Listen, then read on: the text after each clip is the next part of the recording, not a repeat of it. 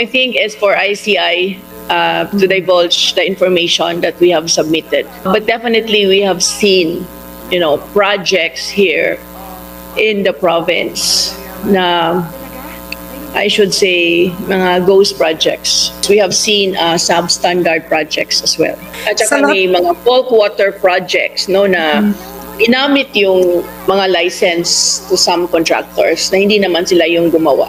Kung meron po siya pang mga alam, may mga facts, may mga data rin po, si Governor para dito mas na makakatulong sa ating gobyerno para mapanagot ang dapat mapanagot, yan po ay welcome. Lumalabas naman na ang contractors na nakakubra ng pinakamaraming proyekto ay ang QM Builders na nauna ng kinwestiyon ng Malacanang at ang Kirante Construction Corporation. Parehas na mula sa pamilya Kirante ang may-ari sa construction companies na ito. Pero una nang sinabi ng Kirante Construction Corporation na wala itong ghost o substandard projects.